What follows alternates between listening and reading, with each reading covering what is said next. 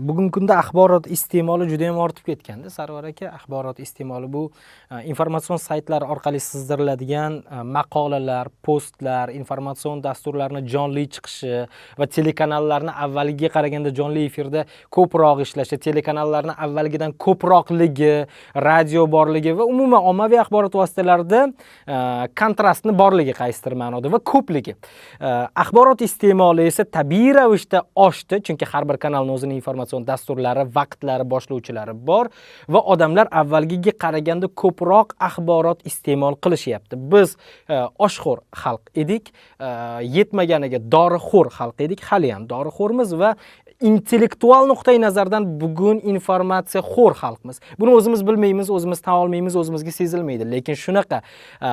Endi savol, bu darajada ko'p informatsiyani jamiyatga sizdirilishi odamlarda turli xil kayfiyat, ijtimoiy kayfiyatning buzilishiga olib kelmaydimi? Har tarafdan o'ylab qarab, negativlik, noshukrlik, qoniqmaslik yoki o'zi bilmaydi, lekin perfeksionistlik hissi ortishi. Bu vaziyat aslida chanqoqlik ortidan ham deb bo'lmaydi. Odamlarda axborotga nisbatan chanqoqlik u darajada emas. Aslida agar axborotga biz odamlarni chanqoq deb hisoblaydigan bo'lsak, bugun aksariyat telekanallarning aksariyat soati axborotlardan iborat bo'lishi kerak edi. Bugun odamlar axborotga emas, boshqa u qadar ham miyani ishlatishga majburlamaydigan kontentlarga ochga o'xshaydi nazarimda. Masalan, men har doim taqqoslayman-da, to'g'ri, kulgu jamoalarining faoliyati o'z yo'liga, o'zining kuzatuvchilari, o'zining muxlislari, o'zining auditoriyasi, yo'nalishi bor. Lekin YouTube'dagi prosmotrlar, kuzatuvlar soni bilan ba'zi kontentlar sonini taqqoslab, ba'zan xafa bo'laman. Masalan, farzand tarbiyasida nimalarga e'tibor berish kerak degan aytaylik muftiy hazratlari ma'ruza qilib chiqish qilsa 200 ming, borani 300 ming ko'rilsa agar. Lekin yemagan hazillari bilan sahnaga chiqib olib tizzasiga odamlarni urib yurib kulishga majbur qiladigan jamoalarning kontentlari 10 million, 15 million atrofida. Vaholanki ertaga siz dunyoga keltiradigan farzand uchun ularning aytayotgan gapi zarracha qadrsiz. Va ularni tarbiyasida zarracha rol o'ynamaydi. Lekin ko'ruvlar soniga nisbatan bularda juda yuqori. Shuning uchun aytamanki, agar biz axborotga, ma'lumotga, toza informatsiyaga chanqoq xalq bo'lganimizda, bugun respublikada faoliyat olib borayotgan 30 ga yaqin kanallarni 24 soatdan 18 soat axborot informatsiyaga ajratilgan bo'lardi. Bugun biz umuman biz o'zbek xalqi emotsional qo'zg'aluvchan xalq. Emotsiyalarimiz har doim qo'zg'alib turishini, kimdir ekranda chiqib olib yig'latishini, kimdir kuldirishini kutadigan xalq. Masalan, boshqa mamlakatlarda ko'rsangiz, jiddiy mavzulardagi tok-shoular 2 soatlab, 3 soatlab davom etadi. Jonli efirda davom etadi va uni odamlar boshqa kanalga o'tkazmasdan ko'radi. Chunki ularga siyosiy maydondagi muhit muhim. Bizda seriallar ketma-ket tomosha qilinadi. Qodirxondan o'tib qaysidir serialga, undan o'tib yana qaysidir serialga, vaholanki bugun telekanallardagi reyting ham seriallar hisobidan belgilanyapti. Va shu nuqtai nazarda aytaman, bugun o'zbek xalqini axborotga chanqoq xalq deb men belgilamagan bo'lardim. Albatta. Endi yuqoridagi savolingizning qismiga o'tadigan bo'lsam, asosiy qismiga, ya'ni axborotlarning ommaga sizdirilayotgani ma'lum ma'noda ularning kayfiyatiga qanchalik ta'sir o'tkazadi. Men 2017-yil 1-martda markaziy studiyani boshlagan bo'lsak, birinchi 0,5 gram, aytaylik 2 gram, 3 gram marixuanani gugurt qutida qo'lga olingani haqidagi informatsiyalarini yonib gapirardik va tomoshabinlar deb tomosha qilardi. Hozir kilolab narkotiklarni qo'lga olinayotgani haqidagi ma'lumotlar tomoshabinlarga qiziq emas. Ilgari pichoq ko'tarib ko'chada yurgan ekan, ushlab olishgan ekan, pichoqni olib qo'yishibdi, tiq tadbirlari o'tkazilyapti ekan deb ma'lumot bersak, hamma hayron qolib ko'rgan. Lekin hozir pichoqlab o'ldiribdi desa, qanaqa qilib pichoqlabdi, necha marta pichoqlabdi degan savollarga javob bermasangiz tomoshabinlar qoniqmayapti. Bundan tushunsa bo'ladiki, odamlarga informatsiyaning sizdirilayotgani, har qanaqa ma'lumotni taqdim etilayotgani ularning kayfiyatidagi agressiyaga, ularning kayfiyatidagi tushkunlikka, ularning kayfiyatidagi negativga va ular uchun dasturul amalga xizmat qilyapti. Ya'ni men ham shunday qilsam bo'lishi mumkin degan kayfiyat. Qora reklama ham reklama. Ha, degan kayfiyat va menda ham shunaqa bo'lib qolsa-chi degan hadikda yashash. Men avtobusga chiqsam, menga tashlansa-chi, men qizimni jo'natsam, qizimga bunday qilishsa-chi. Buni ortidan o'z-o'zidan agressiya shakllanyapti va ko'rib turibsiz, agressiya jamiyatni qisman ma'noda buzyapti. Oddiy yo'l talashib ham taksistlar bir-birini pichoqlab qo'yadi. Soya talashib urushayotganlar. Soya talashib urushayotganlar bor. Vaholanki ikki kishi urushayotsa, uni videoga olayotganlar bor, informatsiya sifatida taqdim etish uchun. Va bitta gap borda, mana biz oilamizda shunaqa xulosaga kelinadi har doim, falonchi qilib, qo'y tinch o'tiray, mayli, o'zi bilan o'zi bo'la qolsin. Shunaqa deb turish ham kerak ekan demoqchiman. Hamma negativni, hamma informatsiyani, hamma ma'lumotni yomonmi, yaxshimi singdiraverish bir kuni baribir portlashga olib kelar ekan. Albatta, albatta. Shuning uchun qo'y shuni gapirma menga deb turish ham va saralab qabul qilish ham muhim ekan. Gohida och qornim, tinch quloqim kerak ekan. Kerak ekan. Chunki mana odamlarning kayfiyatida ko'ryapmiz-ku. Yuqorida aytib o'tganimdek, nimaga unga mumkin, menga mumkin emas. Nimaga u qilyapti, men qilmasligim kerak. Nimaga qo'shnisini chiqib bu talab qilsa, bu bunday qilyapti, meni qo'shnim chiqib talab qilsa, men indamay o'tiribman. Nimaga u dunyo kezib yurganini maqtanyapti, nimaga meni erim Andijon shahriga ham hattoki olib bormaydi. Nimaga palonchi xotiniga mashina sovg'a qildi, meni erim qachongacha meni sigiri tagida ushab o'tiradi degan xulosalarning yuzaga kelishi. Jamiyatda tabaqalashuvning keskinlashuvi. Ming afsuski. Bugun oilalardagi nizolar, bunday informatsiyalarning ham yetarli ta'siri bor. Yetarli ta'siri bor. Masalan, 48 mingdan ortiq oila ajrashgan bir yilda. 48 mingdan ortiq oilaning ajrimi bu o'tgan yilga nisbatan 12-10% gami ko'p. Bu nimadan dalolat beradi? Mana zamon yaxshilanyapti. Yashash sharoitlari, hammani uyida bitta bo'lsa ham kir mashinasi bor, oldinga o'xshab qorni ustida biz onalarimizga o'xshab hech kim kir yuvmayapti hozir. Ko'chaga chiqsa non bor, suv topa oladi. Aytmoqchi bo'lganim, kimnidir ko'rib, kimdir berayotgan informatsiyaga qarab, u bu menday yashayapti degan tushunchalar ham bugun, informatsiyalar ham bugun odamlarni o'zgartiryapti. Talablarni o'zgartirishga majbur qilyapti. Nimaga u menday qilyapti, men menday qilsam, qaynanam bunaqa qabul qila olmayapti. Vaholanki bugun blogosferada ayniqsa nomutaxassis odamlarning ko'p gapirayotgani, nomutaxassis qaysi ma'noda?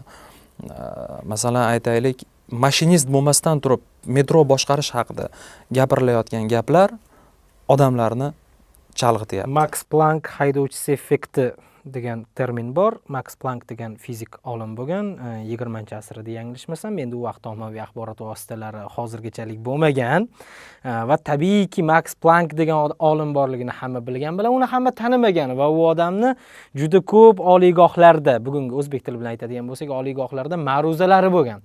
Borib studentlarga ma'ruza qilib berish kerak. Uni haydovchisi bo'lgan, olib yuradigan, u har doim boradi, birga boshqa studentlar qatori o'tiradi, eshitadi va ma'ruzalarni yodlaydi. Ya'ni o'zi bilmagan holda yodlaydi. Doimiy ravishda takror eshitasiz va u onga kiradi. Kunlardan bir kun bir universitetga kirib ketayotganda u Max Planckga aytadi: "Istasangiz bugungi ma'ruzani men o'tkazib beraman" deydi. Qanaqasiga? Shuncha ma'ruzada ishtirok etgan, o'tirgan, qatnashgan, xo'p deydi. Chiqadi, ya'ni hech kim tanimaydi, bugunga o'xshab Instagram, Telegram, YouTube yo'q, bu odam kim deb Googledan qidiradigan. Shu odam Max Planck ekan deb studentlar eshitishadi. Ma'ruza bekami ko'st o'tadi. Ya'ni olim qanday ma'ruza qilgan bo'lardi? U xuddi shunday ma'ruza qilib beradi. Va ma'ruza tugagandan keyin studentlar savol berishni boshlashadi. Ma'ruzadan mana bu mavzu qanaqa bo'ladi? U bunga ham o'rgangan. Boshqa ma'ruzalarda ham savollar beriladi va hamma yerda odatda bir xil savollar beriladi, boshqa so'zlar orqali xolos. Odatda ko'proq bir xil narsa qiziqtiradi studentlarni. Ularga ham javob berib turganida bitta student turib boshqacha savol beradi. U hech qachon hech qaysi ma'ruzada olimga berilmagan bo'ladi. Va shu vaqtda endi u haydovchi qaysidir ma'noda zukkolik deylik, qo'shtirnoqchida zukkolik qilib, sizni savolingiz shu darajada osonki, buni javobini hatto haydovchim ham biladi, deydi, Max Planckni o'ziga yuzlashtirib qo'yadi va olim unga turib javob beradi. Endi bu yerda u maqsad, buni tushuntirishdan maqsad uni zukkoligi emas, uni o'zi aslida tushunmagan narsasini tushungandek bo'lib odamlarga gapirib berishi edi. Ha, ishontira olishi edi. Bizni bugungi mediamiz Max Planck haydovchilarga to'lib yotibdi. To'ppa-to'g'ri. Bu fikrga agar foizlarni ko'proq aytish kerak bo'lsa, 1000% qo'shilaman. Va bugun aytilayotgan gaplarga ming afsus amal qilayotganlarning borligi. Va bugun media maydonida tekshirilmagan axborotlarga qarab oqib ketayotganlarning mavjudligi va axborot maydonida axborotlarni boshqarish imkoniyatini qo'ldan boy berilayotgani ba'zi o'rinlarda. Bu o'rinda axborotning boshqarilishi bevosita senzura bilan bog'liq jarayon emas.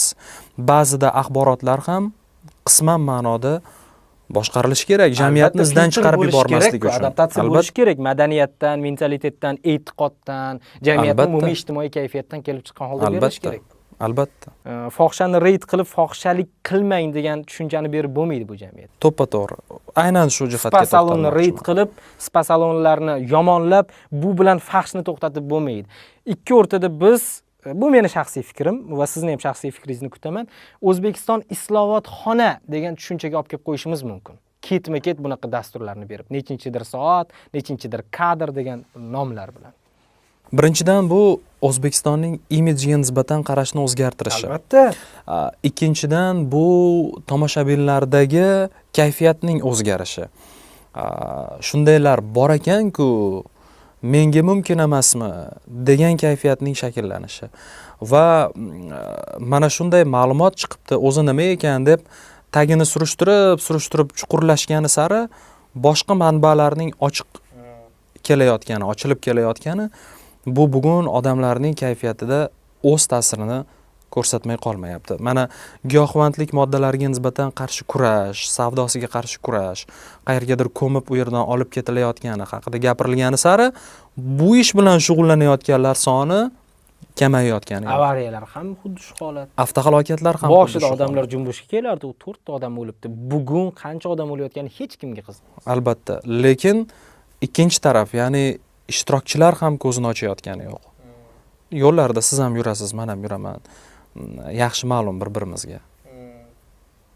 Keyingi savol. O'zbek jurnalistikasida xolislikning eng xavfsiz yuqori foizi necha foiz? Xolis ishlaysiz, lekin xavfsiz ishlash. Necha foizdan? Sizningcha necha foizgacha chiqadi? Aytaylik, istalgan ko'rsatkichni 100% deb oladigan bo'lsak, xolis va xavfsiz bir vaqtning o'zida 60%. 60, Meni nazarimda 60%. Men o'ylayman, hozir biz shu bosqichda ishlaymiz. Chunki biz jamiyatdagi ba'zi mavzularda reportajlar tayyorlab, qisman ma'noda qaysidir muhitning o'zgarishiga hissa qo'sha olyapmiz. Global miqyosidagi vaziyatlar hali bizning qalamimizga yetib kelgani yo'q, lekin buning uchun 100%lik natijadan foydalanish uchun bu tarafdan ham saviya talab etiladi. Albatta. Albatta. Lekin qarang, sizni aytayotgan hozir 60% ko'rsatkichingiz bu 2023-yilning avgustida berilgan, deylik, taxminiy nisbiyat, to'g'rimi? Agar sizdan shu narsani 2017-yil so'raganimda nima degan bo'lardingiz? 2017-yil so'raganingizda bundan ham nazarimda kamroq bo'lardi, chunki biz u paytda hali yosh bo'lganmiz. 2017-yilda bu faoliyatni endi boshlaganmiz va biz so'z erkinligi shunaqa bo'lar ekanda deb qadoq ichidagi mahsulotni qadoqni tashqarisidan tomosha qilib turgan paytimiz edi. Endi biz qadoq ochilayotgan jarayondamiz hozir. Hattoki ichiga kirdik ham deb ayta olmaymiz. Yuqorida aytib o'tganimdek, chiroyli yo'l bor, yo'ldan yurishni biladiganlar ham kerak. Bugun yo'lidan adashganlar boshi devorga borib urilib, panjara ortida qanchasi o'tiribdi. Albatta. Vaholanki buni so'z erkinligiga qo'yilgan to'siq deb baholaydiganlar ham bor, ma'lum foizda. Lekin qarang, o'zi aslida mana shu nazorat, baribir kuzatuv va nazorat har doim hamma yerda bo'lish kerak, tartib bo'lishi uchun. Bu nazorat endi boshlandida. Balki muammomiz uni endi boshlanganidadir. Albatta. chunki vaqtida erkinlik bilan barobar nazorat ham vaqtida ketgan edi. Bugungi informatsion madaniyat ijodkorlarda ham boshqacharoq bo'lardi ehtimol. albatta. Aytaylik, bugun jamiyatga foyda keltirayotgan, naf keltirayotgan va odamlarning o'zgarishiga, amaldorlarning o'zgarishiga sabab bo'layotgan, to'g'ri yo'lda ishlayotgan ijodkorlarning birortasini panjara ortida ko'rayotganim yo'q. Qo'pol qilib aytganda. Mana masalan, internet nashrlaridan aytadigan bo'lsak, Ilyos Safarov. U olib chiqadigan mavzular, u tegib o'tadigan masalalar va hattoki o'rtaga ko'ndalang qo'yiladigan mavzulari Og'riqli va katta. Aslida bo'lishi kerak bo'lsa so'z erkinligiga nisbatan qarshilik, unga bo'lishi kerak. Endi qisman ma'noda haqiqat hammaga ham yoqavermaydi, unga ham bo'layotgan bo'lishi mumkin, lekin faol qarshilik ko'zga tashlanmayapti. Balki uni u jim yengayotgan bo'lishi mumkin, lekin jimlikning borligi bosimning u qadar emasligidan ham dalolat beradi-da. Yoki haddan tashqari to'g'rilik evaziga. Ha. Masalan, ma'lum sharni siz ma'lum masofada siqsangiz, u hajmini o'zgartirib turaveradi shaklini. Qattiqroq siqsa bang'illab portlashi mumkin. Endi pufakni hamma xohlaganicha siquvga oladi.